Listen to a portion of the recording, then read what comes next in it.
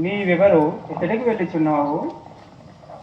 అయ్యా బ్రాహ్మణోత్తమ, నేను వివేకుల సిద్ధయ్యని శ్రీ సముద్ర వీర బ్రహ్మగారి పూజ పుష్పములకై బనగానిపల్లె కూర్చున్నాను.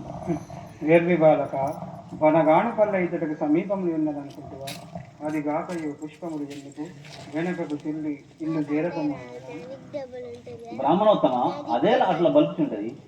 నాయన, మీ గురువు గారు వీర బ్రహ్మం గారు జీవ సమాధిలో చేరిన ఏమిటి? నా స్వామి సమాధిలో చేరినారా? కళ్ళ కళ్ళ నేను నమ్మను. నా ప్రయాణములకు అంతరాయం బలుపుచుంటరా?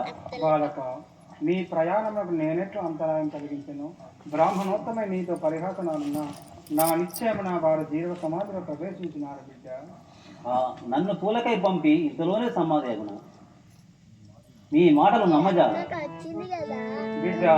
వారు సత్యముగా జీవ సమాధిలోకి ప్రవేశించినప్పుడు మేము కూడా అక్కడికి వెళ్ళి వారి చేత భోజన తాంబూలాలు అలరించినాము.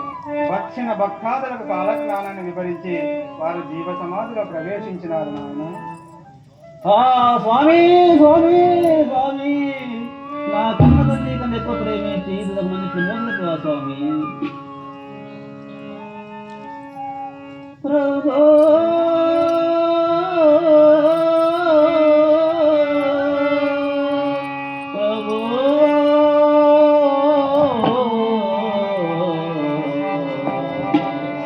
ఏ